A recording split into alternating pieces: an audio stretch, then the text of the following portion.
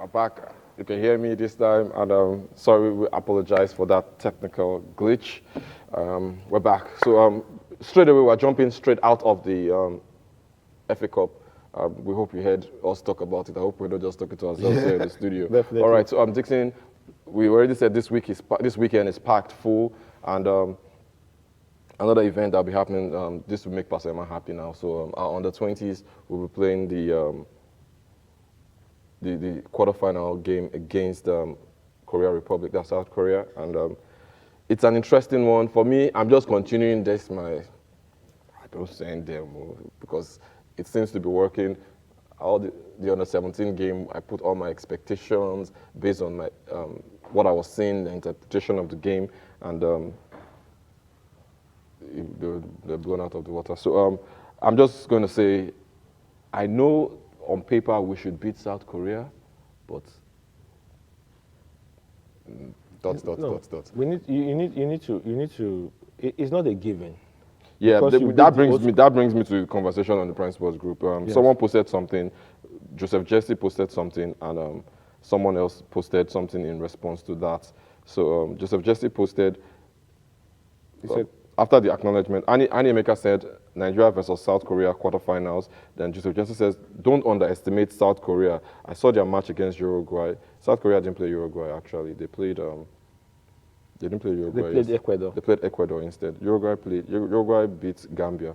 He says they played Uruguay. They played Ecuador yesterday, and I dare say they will give the Flying Eagles some technical chunks. So Favor Gabriel responded and says, good morning, highly esteemed Sir Omar. Is a sir, just is a guy. He says, you know, this kind of statements always get me ticked off. I wonder why. He says, what's your point? What are you trying to steer? Faith or fear? Faith or fear? You have only succeeded in telling us the weapons of the enemy and nothing about the strategy to render those weapons useless. This message is not inspiring. You know? This is football, my brother. It's not what you're thinking. Weapons of come on now. This is not weapons of warfare. Are we doing weapons of warfare in this one? I get where you're coming from, but Definitely. At the same time, the biggest mistake you would want to make is underestimate your opponent. And start planning like you've won the game or talking like you're going to win the game.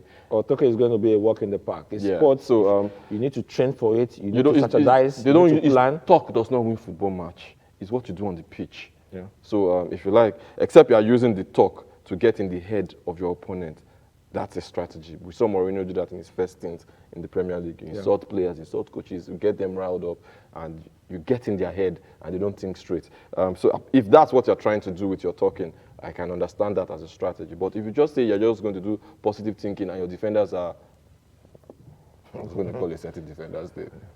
Is it Maguire you wanted to play? I don't know. Who knows? Maybe Van Dijk. But if you have those kind of absent-minded defenders, it's not about the speaking. If you say all the positive words and all that, because that's not exactly how it works. So I don't think that's... I think Joseph Jesse he has a point. Yeah. I didn't watch the full match, but I saw the highlights of that game against because I was curious when I saw the scoreline. I wanted to have a feel of who we are going to play. These are very fast footballers, and like I said, for me, I just think that we should cross this line also. Maybe I'm getting carried away with the tactics of the coach. But I think all I'm just going to say, whatever Ladan Bosso is doing, just continue. I'm not even going to say anything more than that. Whatever you're doing, be doing. That confidence you had for the boys Argentina are hungry. game. They're hungry. Let me read Annie's comment. Annie Emeka, he says, the South Koreans rather, are fast, no doubt. They move the ball very quickly in tight spaces and clinical in front of goal. We need to be careful. But the good thing is we have a good shot stopper in our goalkeeper. He's not too terrible. It's the defense we need to be careful about. He says we have to bully them physically from the get-go. Don't allow them to move the ball around. That is taking cognizance of your opponents and being aware that they can hurt you if you are not aware of.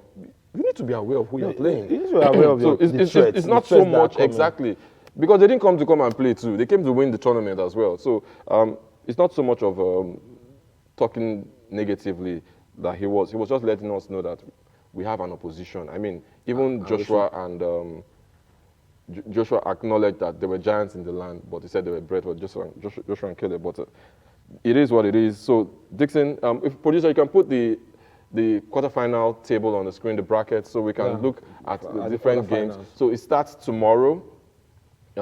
Italy plays tomorrow. I think Brazil also plays tomorrow. Then Nigeria plays on Sunday. So that's the quarterfinals. We can just look at it. So the US were the first to qualify for this quarterfinals. So they take on Uruguay. Israel takes on Brazil. Then on the other side of the bracket, we have that's Colombia taking on Italy, and of course Nigeria against Korea. You have to give kudos to these Flying Eagles. One of the reasons is, 4 African countries started this competition. Just one country flying Africa's flag, and this is Nigeria. And so kudos to them. Big ups to our group. Out of 8, 3 from our group. I'm telling you, it just shows our group. Our group was very, very, very tough. So you have to give it to our group. And the way it is, when you want to do a little mathematics, it's likely that one of our one of the 3 teams in our group is going to win it. Is going to win it, or probably play the finals. That would be epic. That would be epic. That would be epic. But we need to go game after game. Yeah. And I like what Adamboso did. I've gone to watch several games, and I've noticed something. He has not played the same way. I think he has played with the kind of open opposition. So meaning he's paying attention to his opponents and playing matching his tactics to suit his team. So I hope, hopefully, that's you hoping. That's me hoping again, that he's going to do the same thing with these Koreans. Go back, watch their games, and see how you can neutralize their threats and, capitalize on their weak point. And that's how you win matches. So when you do that, I think we'll scale this. The boys are in, tremendous confidence right now. And their confidence is high, beating the host country, even though a lot of people are playing down that victory, because we all know that this competition was not supposed to be played in Argentina. So Argentina had to qualify as hosts, So everybody's like, they wouldn't have been in the competition in the first place because FIFA had to withdraw a certain country, So, but this is still Argentina. This is the 6th-time champion of under-20. And playing in that all-star condition, you have to give, the mental strength of those boys credit. So I think they will also, I think they'll win this too. Okay. At the end of the show, I'll ask you. Like I told you, I'm not even going to give them any benefit of doubt. Let them convince me otherwise. Okay, so Dixon, before we wrap up this subject, talking about Africa and Team Nigeria, one of the things we didn't bring to your attention, but we will do that right now. So when the NPFL season wrapped off, it hasn't officially closed, because it will close with the Super 6. That's the playoff competition that starts tomorrow, actually. The game starts tomorrow, and we'll be bringing you coverage on that. Okay, so some awards were given. So I just want us to put on the screen. We have the top saves and the top goals. Let's start with the NPFL top scorers. So we'll see.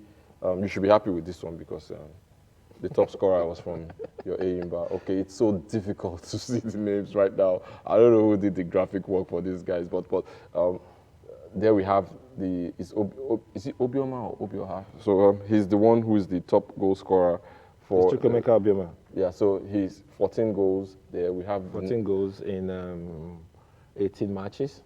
14 goals. I think that's a good ratio, and they'll be needing him for the Super 6. Yeah, so this is what brings where my concern comes in, because insurance is there. I'm speaking from an insurance point of view. So Imade Osarenka, who started the season all guns blazing, scoring in almost every game. Team started drawing. Then the they goals started drying up. Yeah, and he just tanked at eight goals. So there are 2 insurance players on that list, and if you sum that goals, it's still 14 that Enyimba scored. That's the highest goal scorer has. So that's my concern going into this Super 6. And that's an interesting one. Can they outscore? You have a team that can outscore you now. It's a different ball game in Super 6. Yeah, it's a Insurance different should ball know game, that. different mindset, different Mindset. thing. But I also love the way the insurance, their mentality. Because you have to... Just for the records, they're in the, we did say they're in the Federations Cup They finals. can do They a can double. do a double. They They're can the do a only double. team that can do a double.